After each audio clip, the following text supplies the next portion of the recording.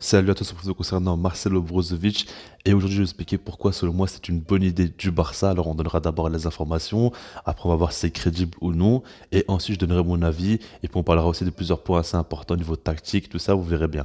On va commencer maintenant par rapport aux infos et c'est simple parce que Brozovic en gros il sera libre en été 2022. Du coup le Barça est intéressé, comme vous le savez, le Barça ils veulent à tout prix recruter un maximum de joueurs libres pour pouvoir investir plus d'argent par exemple sur notamment un numéro 9, un grand attaquant, un grand défenseur notamment.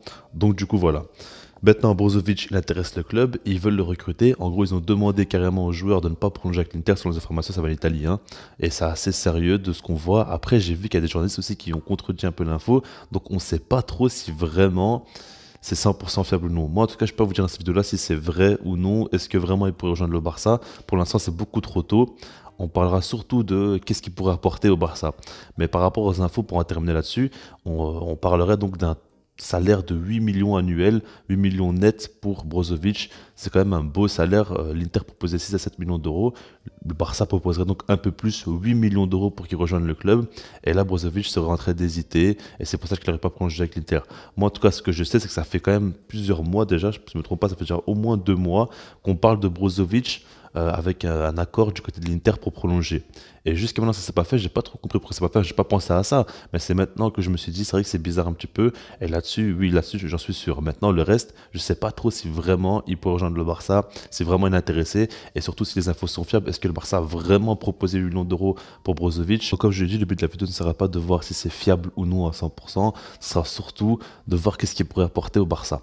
Donc, on parlera un petit peu donc déjà de Brozovic, qui a actuellement 29 ans, milieu défensif donc de la Croatie, qui joue à l'Inter Milan depuis pas mal d'années quand même maintenant. Et personnellement, c'est un joueur que j'aime beaucoup. C'est un joueur pour moi qui est très sous-coté. On en parle très peu, mais il fait un travail assez monstrueux. C'est un 6 clairement qui aime bien jouer donc en point de basse, mais il a déjà joué plusieurs fois en double pivot aussi, ça il faut le dire. Mais c'est un 6 qui aime bien créer le jeu, on va dire, créer le jeu de derrière. Et on va dire que directement, quand on me demande c'est quoi ses points forts, moi je pense directement aux sorties de balle. Je me rappelle notamment avec Antonio Conte. Conte, c'est très bien qu'il travaille énormément les sorties de balle. Lui, il aime bien que ce soit assez propre et que ça joue beaucoup vers l'avant constamment. Et Brozovic, il était excellent là-dedans. Pour moi, vraiment, le format qui correspond bien à Brozovic, c'est quand ça joue en attaque rapide et qu'on va directement vers l'avant, bah, il est efficace parce que il a une très bonne conduite de balle, très bonne vision de jeu et très bonne qualité de passe. Notamment, jeu long, quand même, il est très fort, je trouve. Et du coup, il fait quand même beaucoup de bien dans ce registre-là. Maintenant, c'est pas là-dessus où il est le meilleur, ou c'est pas en tout cas que là où il performe. Parce qu'en fait, c'est un gars qui résiste très bien au pressing. On l'a vu notamment face au Real Madrid, ou même face à d'autres équipes en Ligue des Champions ou quoi. C'est un gars qui subit quand même très bien le pressing, c'est-à-dire qu'il gère bien la pression et il arrive à s'en sortir à chaque fois parce qu'il est très à l'aise balle de pied et techniquement. Donc du coup, ça c'est très bien pour le Barça, c'est ultra important. C'est très bien que le Barça est souvent amené à se faire presser, à subir beaucoup de pression. Et si jamais il arrive à bien résister, bah, c'est une très bonne chose bien évidemment. Mais après, en fait, Brozovic, c'est un joueur aussi qui est bon défensivement. Pour moi, il excelle pas tant que ça défensivement. Bien évidemment, ses qualités, pour moi, elles sont bien plus présentes balle au pied et dans la création du jeu. Je trouve qu'il est plus fort quand son équipe a la possession que quand son équipe ne l'a pas, tout simplement parce qu'il peut beaucoup apporter, donc balle au pied, comme je vous l'ai dit.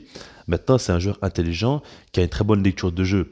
On va dire que déjà il anticipe pas mal, il arrive toujours à récupérer des balles en anticipant. Et puis, mis à part ça, il arrive aussi quand même à être assez agressif dans les duels.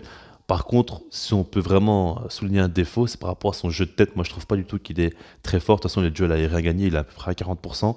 Donc, c'est pas fou. On sait très bien qu'il n'est pas non plus bon là-dedans. Et c'est pas là où il faut l'attendre. Donc, du coup, c'est un milieu de terrain défensif, donc qui joue en position numéro 6, qui arrive beaucoup à créer le jeu de derrière. Il est vraiment très bon là-dedans. Mais défensivement parlant, il est bon, mais pas incroyable. Après, ce qu'il faut dire, c'est qu'il a un gros volume de jeu quand même, contrairement à notre 6 actuel. Et il arrive quand même à être bon, mais je trouve qu'il n'est pas non plus incroyable là-dedans. Maintenant, on va parler un petit peu de ce qu'il pourrait apporter au Barça et pourquoi, selon moi, c'est une bonne idée. Pourquoi, en tout cas, selon moi, ce serait donc un transfert à faire pour le club. On va commencer par parler de Busquets tout simplement parce que je pense que c'est un petit peu le principal. Aujourd'hui, notre numéro 6 c'est Busquets et je pense qu'il faut passer à autre chose. Pour moi, Busquets pourrait apporter en sortie de banc, mais en tant que titulaire, c'est plus possible. Il faut vraiment apporter quelqu'un. Alors, tu as deux possibilités. Soit tu rajoutes un milieu de terrain et tu fais jouer Frankie de Jong en tant que numéro 6, soit tu rajoutes directement un numéro 6 comme Brozovic, pourquoi pas. Et du coup, bah, voilà, tu le remplaces poste par poste, comme ça. Et ça peut se faire, les deux cas, moi j'accepte, mais en tout cas pour moi, Busquets ne doit plus être un titulaire dans l'équipe parce qu'il apporte beaucoup trop de défauts. Et en fait, ces défauts, comme je le dis, ben, ils sont trop visibles. Les équipes savent très bien qu'il faut toujours jouer dans son dos. Et au bout d'un moment, c'est devenu trop problématique pour le Barça. Mis à part ça, Brozovic, tactiquement, il pourrait beaucoup apporter parce que comme vous savez, avec Busquets, De Jong ne peut pas jouer dans un double pivot parce que c'est pas possible. Il a tellement une faible activité sur le terrain Busquets que c'est pas possible.